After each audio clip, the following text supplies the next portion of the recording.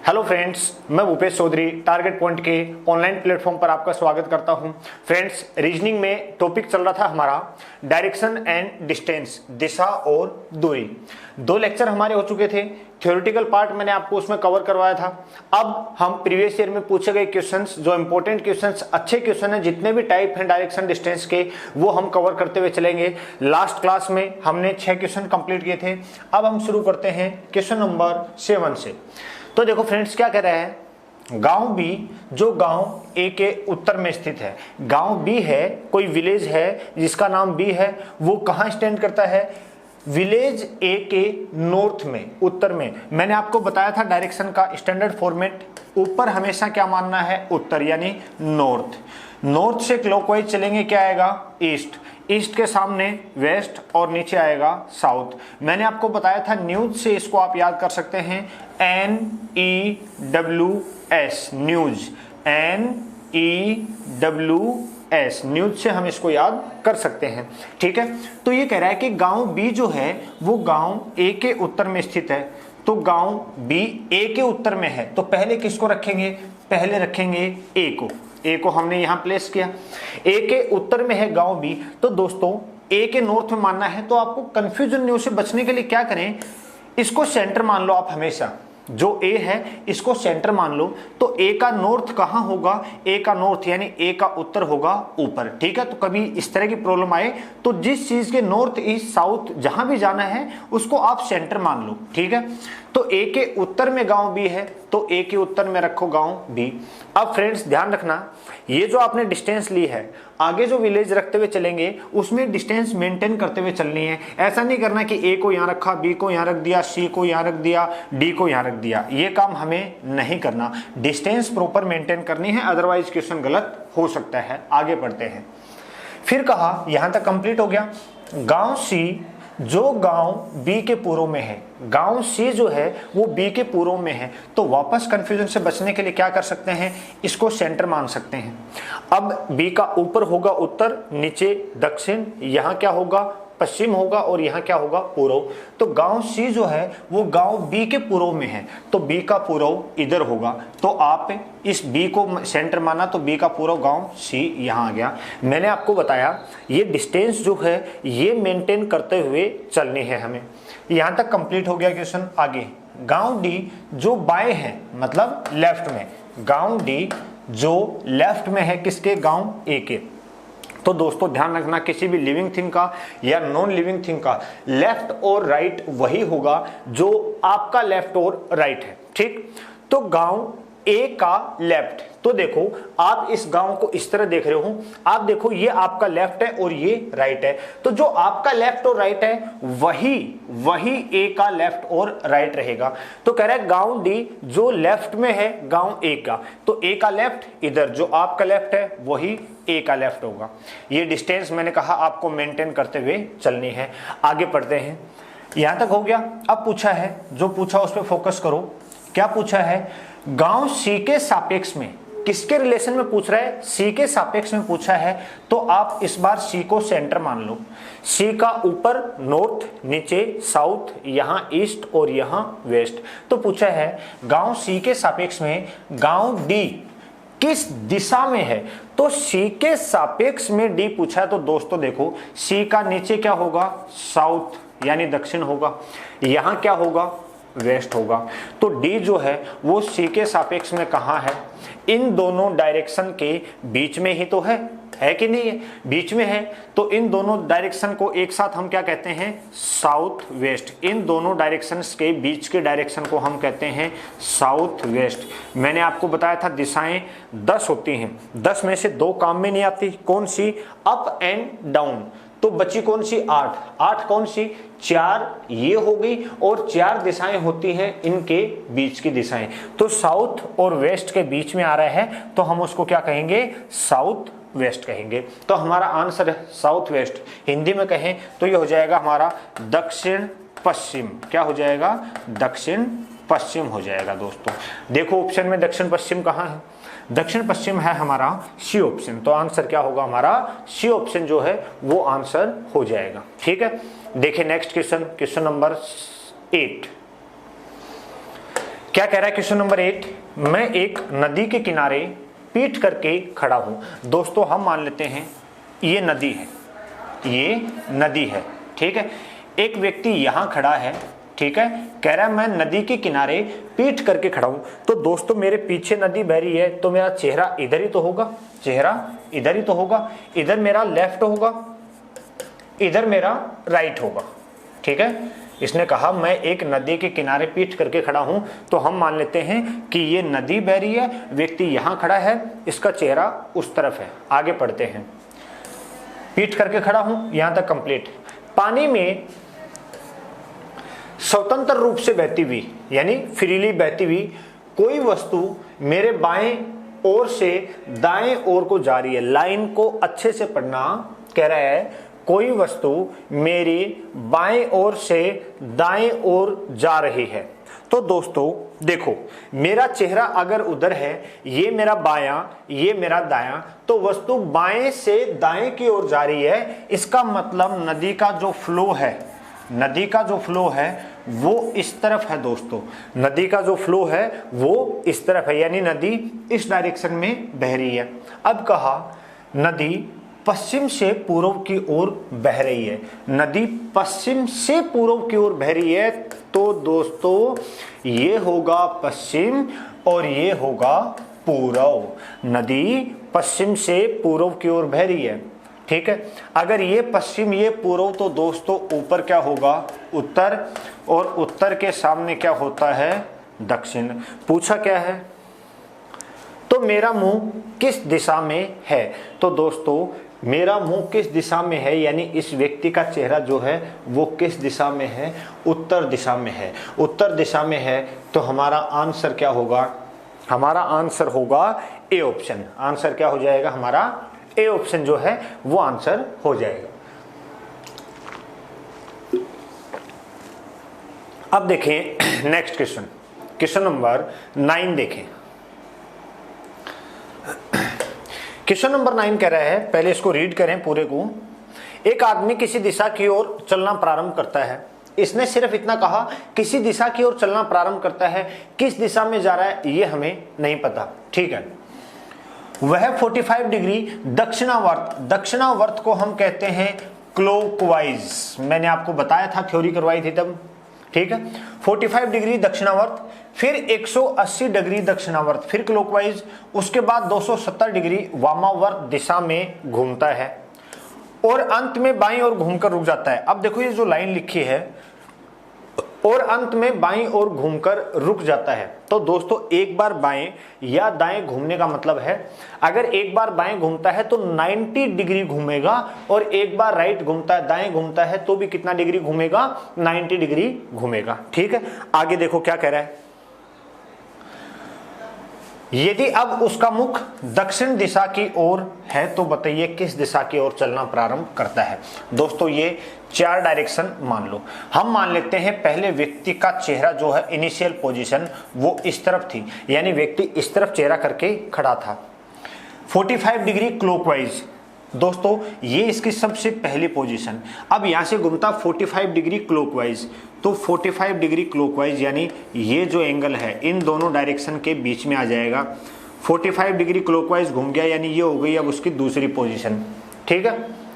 फिर 180 डिग्री दक्षिणावर्त, फिर 180 डिग्री क्लॉकवाइज। तो 180 डिग्री का मतलब हो गया दोस्तों जस्ट रिवर्स, यानी ये 180 डिग्री हो गया, ठीक है। ये इसकी आ गई तीसरी पोजीशन, ठीक है। उसके बाद 270 डिग्री वामावर्त, वामावर्त होता है एंटी क्लॉकवाइज, वामावर्त होता है एंटी क्लॉकवाइज। तो एंटी क्लॉकवाइज दोस्तों किधर से घूमेगा, इधर ही तो घूमेगा। तो 180 डिग्री तो ये आ गया, लेकिन 270 घूमना है, कितना और बचा, 90 डिग्री और बचा। तो 90 डिग्री यहां से, यानी ये जो रोटेशन है ये हो गया कितना, 270 डिग्री, 270 डिग्री। अब देखो, और अंत में बाएं ओर घूमकर रुक जाता है। अब एक बार बाएं ओर घूमेगा, और एक बार बाएं घूमने का मतलब 90 डिग्री, तो ये व्यक्ति यहां आ जाएगा 90 डिग्री घूम के, ठीक है। अब इसकी लास्ट पोजीशन जो है वो इस तरफ है। अब इसने कहा अब उसका मुख दक्षिण दिशा की ओर हो, तो दोस्तों अब इसका मुख दक्षिण दिशा की ओर है, यानी ये दक्षिण दिशा है। अगर ये दक्षिण है तो दक्षिण के सामने क्या होती है? उत्तर। उत्तर से क्लॉकवाइज में ये क्या हो गई? पूर्व। और पूर्व के सामने क्या होगा? पश्चिम। पूर्व के सामने क्या होगा? पश्चिम होगा। दोस्तों पूछा क्या है? तो बताइए उसने किस दिशा की ओर चलना प्रारंभ किया था? दोस्तों पहली पोजीशन यही तो थी, वो इस दिशा में जा रहा था, इस दिशा में वो जा रहा था, इस दिशा में जा रहा था। तो ये दिशा जो है, ये डायरेक्शन, ये किन दो दिशाओं के बीच में है? पश्चिम और उत्तर के बीच में है। तो हम इस दिशा को क्या कहेंगे? इस दिशा को हम कहेंगे उत्तर पश्चिम। इस दिशा को हम क्या कहेंगे? उत्तर पश्चिम। यानी हमारा आंसर जो है, हमारा आंसर जो है वो क्या हो जाएगा? आंसर हो जाएगा हमारा डी ऑप्शन। आंसर क्या हो जाएगा? D option. आप इसको चाहो तो क्लॉकवाइज से एंटी क्लॉकवाइज कटिंग करके भी क्वेश्चन को सोल्व कर सकते हैं। यानी यहाँ लिखो क्लॉकवाइज, यहाँ लिखो एंटी क्लॉकवाइज, जो जो रोटेशन है वो लिखते चलो और उनको कट करते चलो आपस में। पहली क्लास में थ्योरी में इस तरह का क्वेश्चन, इस तरह का टाइप मैंने आपको बताया था। ठीक है, अब चलते हैं हम नेक्स्ट क्वेश्चन की ओर। क्वेश्चन नंबर 10 क्या कह रहा है? क्वेश्चन नंबर 10, एक आदमी का मुंह उत्तर पश्चिम में है। एक आदमी का मुख जो है वो उत्तर पश्चिम दिशा में है। तो दोस्तों उत्तर पश्चिम दिशा, डायरेक्शन बनाओ इनिशियल 4। ये हो गया उत्तर, ये हो गया दक्षिण, ये हो गया पश्चिम और ये हो गया पूर्व। क्या कह रहा है? एक आदमी का मुख उत्तर पश्चिम दिशा में है। तो दोस्तों ये उत्तर और ये पश्चिम, तो आदमी का मुख इस दिशा में है। ठीक है, वह 90 डिग्री दक्षिणावर्त क्लॉकवाइज घूमता है 90 डिग्री। तो क्लॉकवाइज इधर ही आएगा, यानी यहां आ जाएगा ये पहली पोजीशन, अब ये इसकी दूसरी पोजीशन। फिर 180 डिग्री वामावर्त, फिर एंटी क्लॉकवाइज घूमता 180 डिग्री, यानी इधर घूम के आ गया, ये इसकी तीसरी पोजीशन आ गई। फिर 90 डिग्री वामावर्त, फिर 90 डिग्री एंटी क्लॉकवाइज, तो एंटी क्लॉकवाइज 90 डिग्री ये आ गया। अब उसकी पोजीशन जो है वो इस तरफ है। अब उसका मुख किस दिशा की ओर है? तो दोस्तों बड़ा सिंपल सवाल है। अब उसका मुख किस दिशा में है? पूर्व और दक्षिण के बीच में है। तो हम इसको क्या कहते हैं? इसको हम कहते हैं दक्षिण पूर्व। यानी हमारा आंसर क्या हो जाएगा? हमारा आंसर हो जाएगा बी ऑप्शन। इसी क्वेश्चन को आप, मैंने बताया अगर इस तरह रोटेशन है तो यहां लिखो आप क्लॉकवाइज और यहां लिखो एंटी क्लॉकवाइज। क्लॉकवाइज रोटेशन कितना उसका? 90 डिग्री दक्षिणावर्त, 90 डिग्री क्लॉकवाइज घूमता है। फिर 180 डिग्री वामावर्त, 180 डिग्री एंटी क्लॉकवाइज घूमता है। फिर 90 डिग्री वामावर्त, फिर 90 डिग्री एंटी क्लॉकवाइज घूमता है। अब उसका मुख किस दिशा की ओर है? तो दोस्तों क्या मैं 90 डिग्री से 90 डिग्री कैंसिल आउट कर सकता हूं? कर सकते हैं। इनिशियल प्रारंभ में उसका चेहरा कहां था? उसका चेहरा था उत्तर पश्चिम में, यानी उसका चेहरा इस दिशा में था। ठीक है, अब देखो सब कुछ कटिंग करने के बाद 180 डिग्री बचा और 180 डिग्री क्या बचा? Anti clockwise. क्या बचा? Anti clockwise. तो 180 डिग्री एंटी क्लॉकवाइज घुमाओगे तो व्यक्ति का चेहरा क्या होगा? बिल्कुल रिवर्स ही तो होगा। तो ये उत्तर था, ये दक्षिण, यहाँ क्या था? पश्चिम, और यहाँ क्या था? यहाँ था पूर्व। तो दोस्तों पहले उसका चेहरा उत्तर पश्चिम दिशा में था, अब उसका चेहरा इधर हो गया, तो ये दिशा कौन सी हो गई? दक्षिण पूर्व। दिशा कौन सी होगी? दक्षिण पूर्व। यानी हमारा आंसर क्या होगा? B option. तो इस तरह इसमें तो रोटेशन चलो कम है, अगर रोटेशन ज्यादा हो, अगर रोटेशन ज्यादा हो तो यही मेथड हमें फॉलो करना चाहिए। इससे क्या होगा? टाइम हम बचा पाएंगे। ये मेथड फॉलो करेंगे तो हम टाइम सेव कर पाएंगे इस मेथड से। ठीक है, देखिए नेक्स्ट क्वेश्चन नंबर 11 देखें। अच्छा सवाल है। पहले क्वेश्चन को हम पूरे को रीड करें, पहले पूरा क्वेश्चन हम पढ़ें। क्या कह रहा है? थोड़ा सा बड़ा क्वेश्चन, बड़े लेवल के क्वेश्चन भी धीरे धीरे हम कवर करते हुए चलेंगे। तो पहले पूरा क्वेश्चन अगर हम पढ़ें तो क्या कह रहा है? देखो, एन और पी के मध्य 50 मीटर दूरी है। ठीक है, दो कैरेक्टर हैं एन और पी। एन और पी, इनके बीच दूरी कितनी है? 50 मीटर की दूरी है। तथा क्यू और आर के मध्य 40 मीटर, दूसरे कैरेक्टर हैं क्यू और आर, इनके बीच दूरी कितनी है? 40 मीटर दूरी है। फिर कहा क्यू आर के पश्चिम में है, यहां से हम शुरू कर दें, क्यू आर के पश्चिम में, तो पहले रखो आर को, आर का पश्चिम इधर होगा, आर का पश्चिम इधर होगा, ठीक है। क्यू आर के पश्चिम में है और क्यू आर के बीच की दूरी कितनी दे रखी है? 40, कितनी दे रखी है? 40 मीटर दूरी हमें दे रखी है। फिर कहा क्यू आर के पश्चिम में है, जो एन के पूर्व में, जो वर्ड किसके लिए यूज होता है दोस्तों?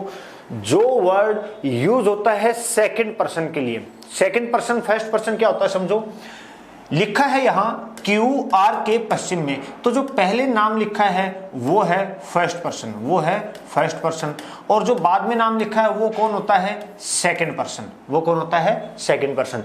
तो जो वर्ड हमेशा यूज होता है सेकंड पर्सन के लिए, जो एन के पूर्व में, तो जो कौन? आर, आर कहां है? एन के पूर्व में, तो दोस्तों एन यहां होगा तभी तो उसका पूर्व में आर होगा, और इनकी दूरी कितनी है? 70 मीटर की दूरी पर है। तो 40 ये दोस्तों और 30 ये हो जाएगी, टोटल कितनी हो गई? 70 हो गई, ठीक है। फिर कहा P Q के या तो पश्चिम में या उत्तर पश्चिम में या उत्तर में, 3 पोजीशन दे रखे हैं दोस्तों, ध्यान से समझना इस पॉइंट को।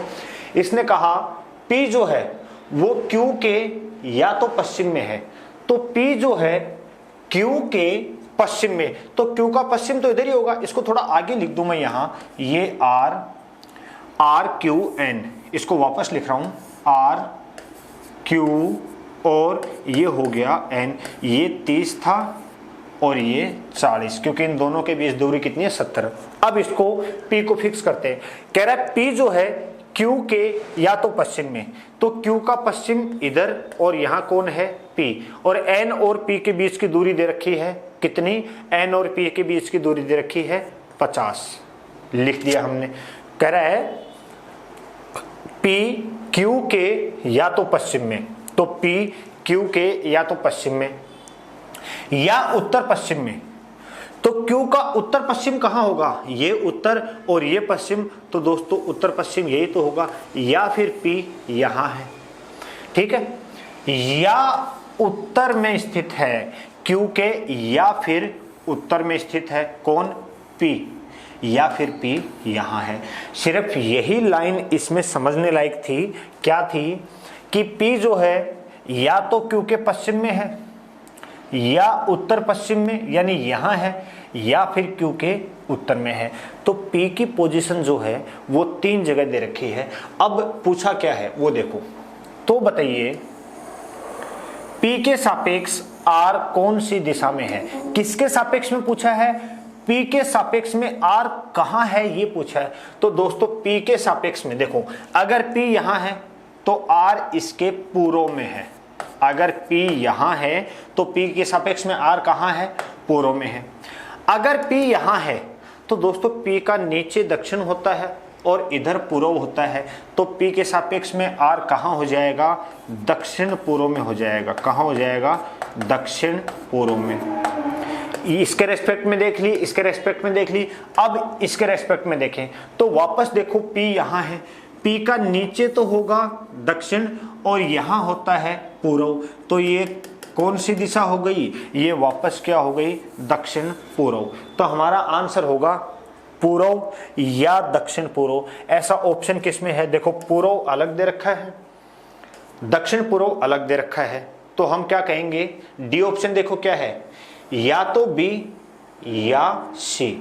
बहुत अच्छा क्वेश्चन है, दोनों ऑप्शन अलग अलग दे रखे हैं, या तो पूर्व अलग दे रखा है, दक्षिण पूर्व अलग दे रखा है, तो हमारा आंसर क्या होगा कि या तो बी या सी। और ऐसा किस में दे रखा है? ऐसा दे रखा है हमें डी ऑप्शन में, ऐसा हमें दे रखा है डी ऑप्शन में। तो इस तरह के क्वेश्चंस में दोस्तों लैंग्वेज का थोड़ा सा ध्यान रखें, लैंग्वेज का थोड़ा सा ख्याल रखें, क्या कहना चाह रहा है, किस तरह कहना चाह रहा है। जैसे जैसे क्वेश्चन लैंग्वेज बोल रहा है वैसे वैसे इसको हम रखते हुए चलेंगे। तो चलते हैं नेक्स्ट क्वेश्चन की ओर। क्वेश्चन नंबर 12 देखें।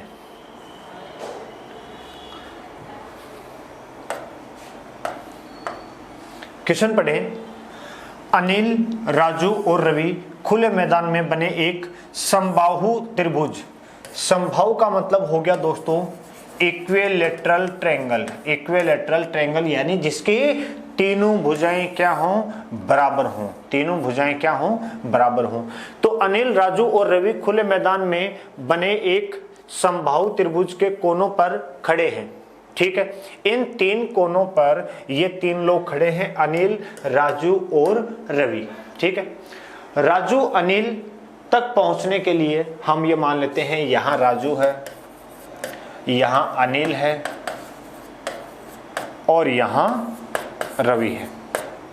ठीक है, राजू अनिल तक पहुंचने के लिए 3 किलोमीटर चलता है। राजू अनिल तक पहुंचने के लिए कितना चलता है, 3 किलोमीटर। तो दोस्तों इसने क्वेश्चन में पहले कह दिया था कि ये समबाहु त्रिभुज है, तो ये डिस्टेंस 3 है, तो दोस्तों ये भी कितनी होगी, 3 ही तो होगी, और ये भी कितनी होगी, 3 किलोमीटर तो होगी कि नहीं, क्योंकि ये समबाहु त्रिभुज है।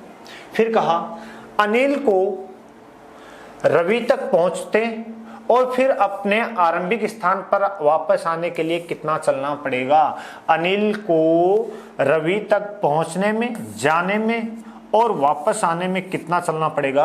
तो दोस्तों जाने के लिए 3 और आने के लिए भी 3, तो कितना किलोमीटर चलना पड़ेगा, इसको चलना पड़ेगा 6 किलोमीटर। कितना किलोमीटर चलना पड़ेगा, 6 किलोमीटर। बिल्कुल आसान सवाल था, बस थोड़ा सा क्वेश्चन को हमें आराम से अच्छे से पढ़ना होता है। ठीक है, चलते हैं नेक्स्ट क्वेश्चन की ओर। Question number 13।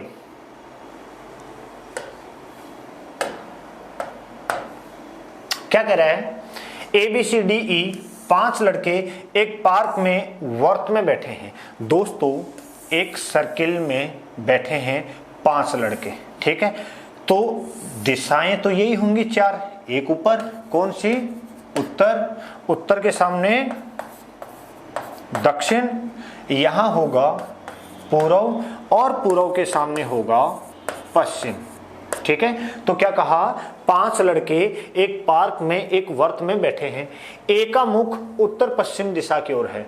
तो दोस्तों ए का मुख उत्तर पश्चिम दिशा, तो ये उत्तर और ये पश्चिम, तो उत्तर पश्चिम दिशा जो है वो यही तो होगी कि नहीं होगी।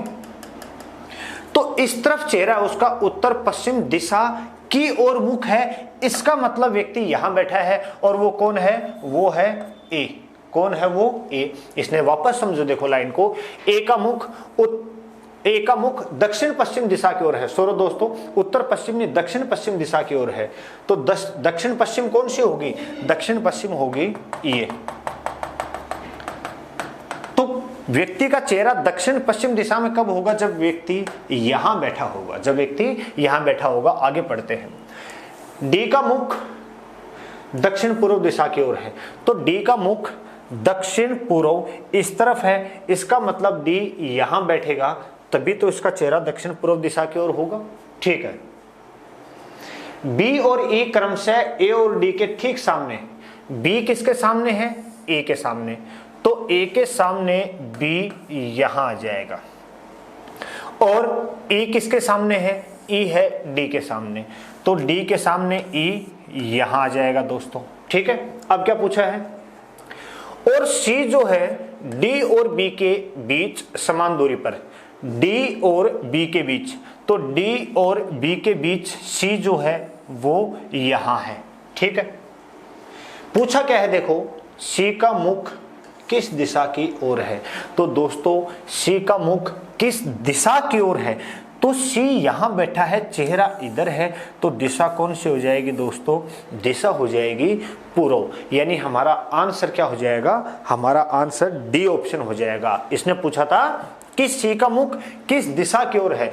अब देखो एग्जाम में कई बार कंफ्यूजन कैसे होता है, क्वेश्चन में लिखा होता है बताइए सी का चेहरा किस दिशा के विपरीत है, लेकिन हम क्वेश्चन सिर्फ इतना ही पढ़ते हैं कि बताइए सी का चेहरा किस दिशा देखते तो तुरंत आंसर क्या करते हैं, हम पूर्व करते हैं। लेकिन आगे लिखा होता है बताइए सी का चेहरा किस दिशा के विपरीत है, तो दोस्तों विपरीत का नाम आएगा, तो विपरीत का नाम आते ही हमारा आंसर क्या होगा, पश्चिम होगा। आंसर हमारा क्या हो जाएगा, पश्चिम।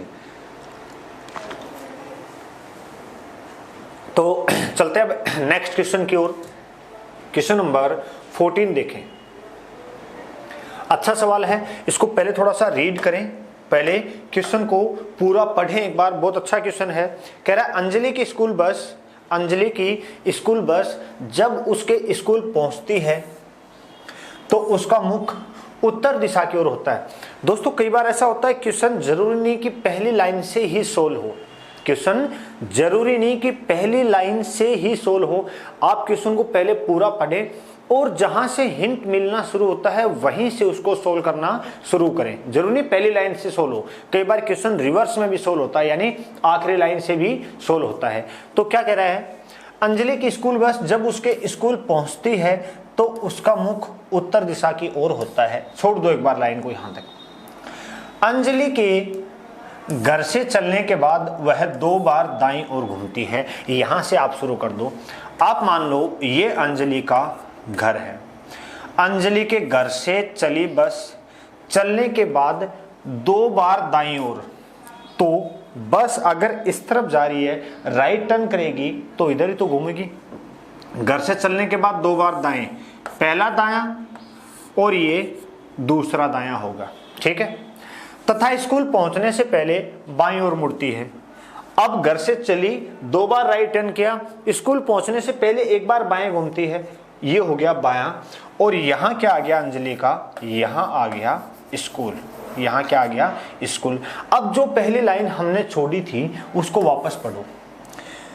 अंजलि की स्कूल बस जब उसके स्कूल पहुंचती है तो उसका मुख उत्तर की ओर होता है। तो दोस्तों स्कूल पहुंच रही यानी स्कूल नीचे है और स्कूल पहुंचती है तो उसका मुख उत्तर दिशा में होता है। तो अगर ये उत्तर दिशा है तो उत्तर के सामने क्या होगा दोस्तों, दक्षिण। उत्तर से क्लॉकवाइज में चलते हैं तो क्या आता है पूर्व, और पूर्व के सामने क्या होगा, पश्चिम यानी वेस्ट।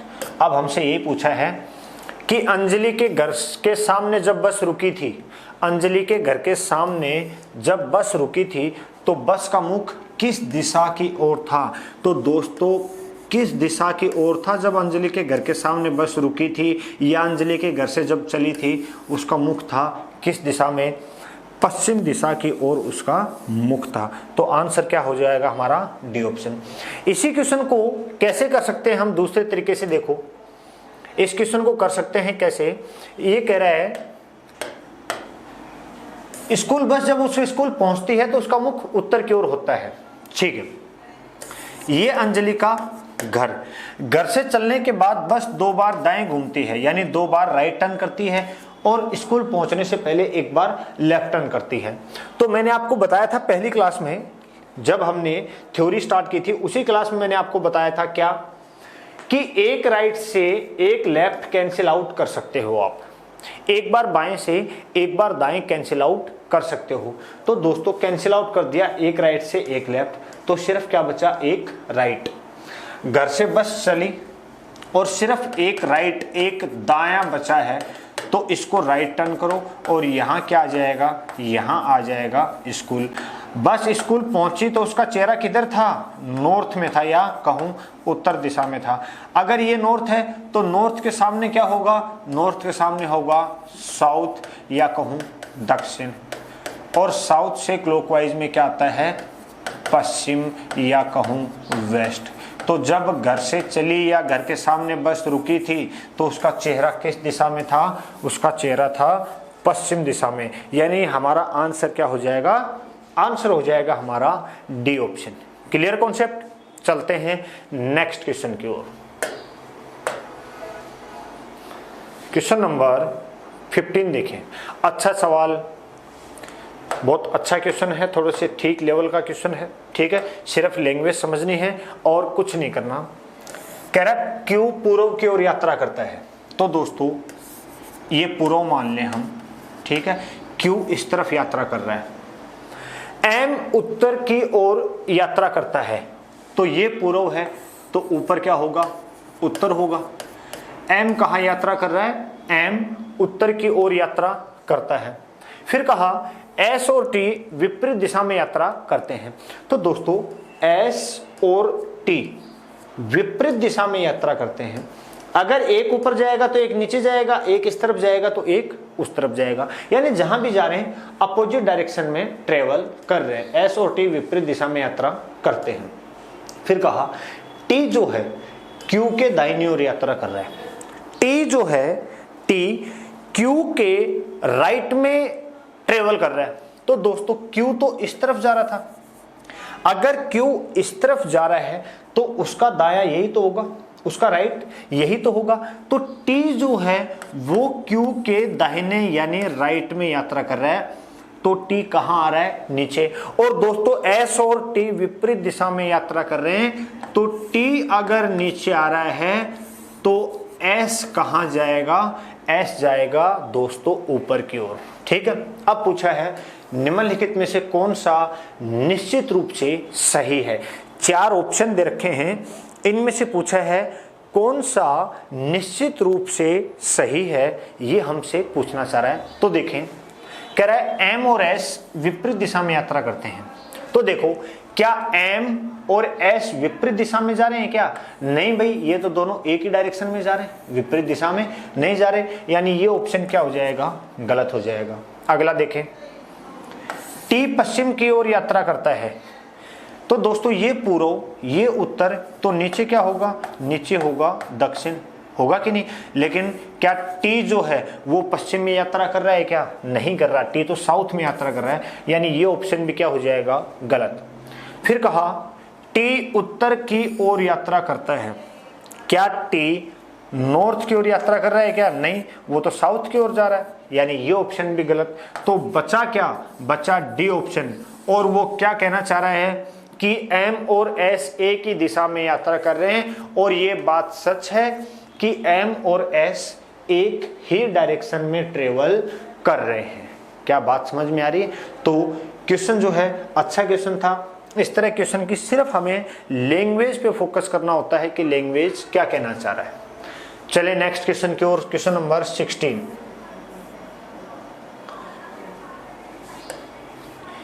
क्वेश्चन को रीड करें, क्या कह रहा है?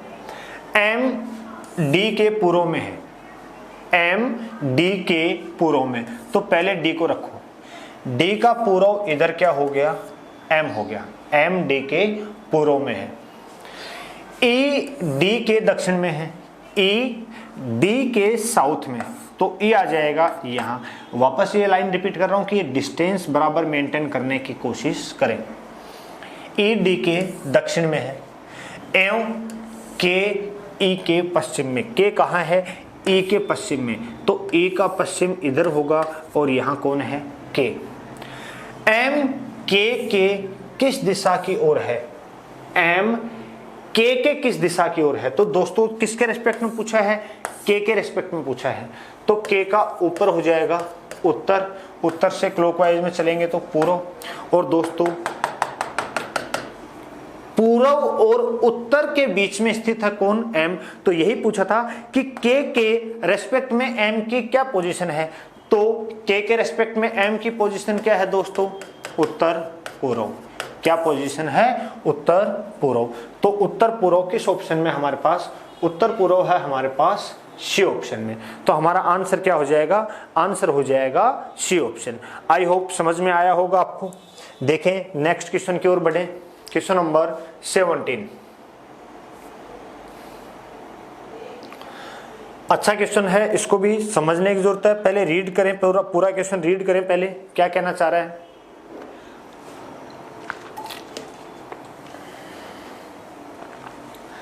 एक नदी पश्चिम से पूर्व की ओर बहती है, एक नदी पश्चिम से पूर्व की ओर बहती है।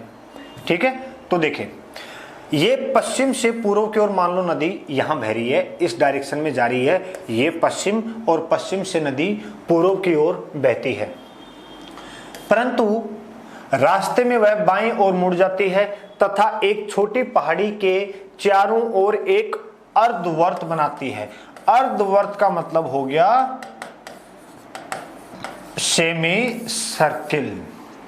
तो दोस्तों देखो गलती क्या करता है स्टूडेंट, इसने कहा नदी पश्चिम से पूर्व की ओर बहती है, रास्ते में बाएं मुड़ती है और एक सेमी सर्किल यानी अर्धवर्त पहाड़ी की ओर चक्कर लगाती है और फिर बाएं ओर मुड़कर बहना शुरू कर देती है।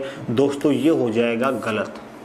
इसने कहा नदी पश्चिम से पूर्व की ओर बहती है, रास्ते में बाईं ओर मुड़कर एक अर्धवर्त पहाड़ी यानी सेमी सर्किल, एक सेमी सर्किल घूमती है यानी अर्धवर्त पहाड़ी के चारों ओर चक्कर लगाती है और फिर बाएं घूमकर बहना शुरू कर देती है। तो दोस्तों अब नदी किस दिशा में जा रही है क्या बता सकते हो क्या? ये पश्चिम है और पश्चिम के सामने ये पूर्व। तो नदी पहले भी पश्चिम से पूर्व की ओर बह रही थी और अब भी नदी देखो गई, बाएं मुड़ी, सेमी सर्किल बनाया, फिर बाएं मुड़कर बहना शुरू कर देती है। तो अब भी नदी किस दिशा में जा रही है?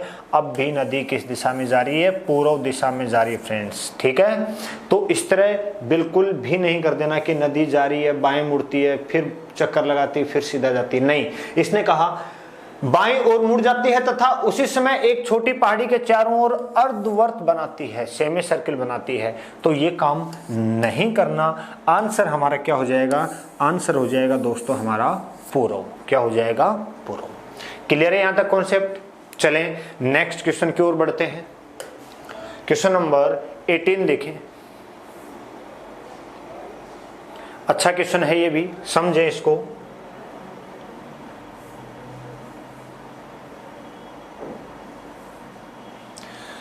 कह रहा है मीरा टी बिंदु से चलकर सीधे यू तक जाती है।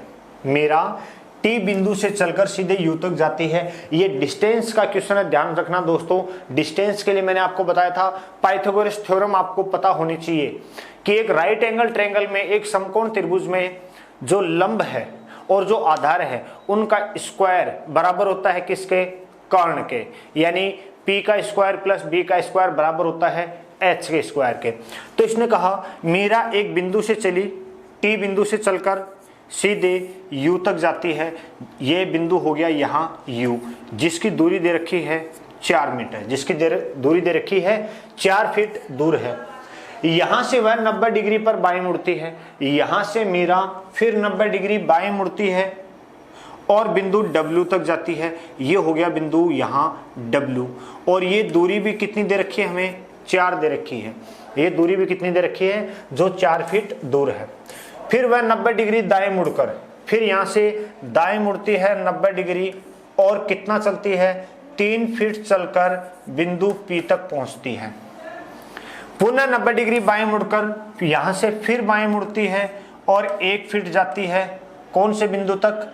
Q तक। ये बिंदु हो गया Q। ठीक है, वहां से 90 डिग्री बाएं मुड़कर यहां से फिर 90 डिग्री बाएं मुड़ती है, 1 फीट जाती है और बिंदु कौन सा हो गया? V। बिंदु कौन सा हो गया? V। तथा फिर वह 90 डिग्री पर दाएं मुड़कर यहां से फिर 90 डिग्री पर दाएं मुड़कर 3 फीट चलकर बिंदु O तक जाती है। तो ये तो है भाई मीरा के चलने का तरीका। ठीक है, O तक जाती है। ठीक है, क्वेश्चन यहां कंप्लीट हो गया। अब पूछा क्या है? तब T और O के बीच की दूरी क्या है? T और O के बीच की दूरी हमसे पूछी है, यानी T यहां है और O यहां है। ये डिस्टेंस हमसे पूछना चाह रहा दोस्तों। तो ये डिस्टेंस कब ज्ञात कर सकते हैं? जब हमारे पास ये डिस्टेंस तभी ज्ञात कर सकते हैं जब हमारे पास एक राइट एंगल इस तरह ट्रायंगल हो। ठीक, तो कैसे ज्ञात करेंगे? देखो इसको, ये तो हो गया कर्ण। कर्ण ज्ञात करने के लिए क्या मैं इस लाइन को यहां आगे बढ़ा दूं और इस लाइन को यहां जोड़ दूं तो ये मेरे पास एक समकोण त्रिभुज बन जाएगा कि नहीं बनेगा? अब मैं ये दूरी ज्ञात कर लूं और इधर ये दूरी ज्ञात कर लूं तो भी हमारा काम हो जाएगा। होगा कि नहीं होगा? तो देखो ये 3, ये 1 है तो ये भी 1 होगी, तो 3 और 1 4, ये 4 है तो ये भी 4 होगी। टोटल कितनी हो जाएगी? टोटल हो जाएगी हमारे पास 8। कितनी हो जाएगी? 8। तो एक डिस्टेंस तो हमारे पास ये आ गई 8। अब हमें फाइंड आउट करनी है ये दूरी। तो दोस्तों देखो ये पूरी लाइन 3 फीट की है, ये 1 फीट की है, तो ये 1 घटा दूं तो यहां कितनी बचेगी? ये डिस्टेंस बचेगी हमारे पास 2। अगर ये 2 है तो ये भी कितनी होगी 2, और ये कितनी 4, तो ये टोटल कितनी हो गई 6। ये दूरी 8 आ गई, ये दूरी 6 आ गई। अब इनका स्क्वायर करके हम, अब इनका स्क्वायर, 8 का स्क्वायर 64 और 6 का स्क्वायर 36। तो दोस्तों 64 प्लस 36 कितना हो गया 100, और 100 का अंडरूट लेंगे तो ये डिस्टेंस हमारे पास कितनी आ जाएगी, ये डिस्टेंस आ जाएगी हमारे पास 10। तो हमसे यही पूछा था कि T और O के बीच दूरी कितनी है, T और O के बीच दूरी क्या है। तो दोस्तों T और O के बीच दूरी कितनी है 10 फीट की। कितनी दूरी है 10 फीट की। क्या कॉन्सेप्ट क्लियर है क्या? तो दोस्तों ये था कुछ इंपॉर्टेंट क्वेश्चन, प्रीवियस ईयर में पूछे गए क्वेश्चंस अलग अलग एग्जाम्स में। ठीक है, तो आज के क्लास के लिए इतना ही। हम मिलते हैं नेक्स्ट क्लास में नए टॉपिक के साथ। तब तक पढ़ते रहिए, घर रहिए, स्वस्थ रहिए। Thank you friends.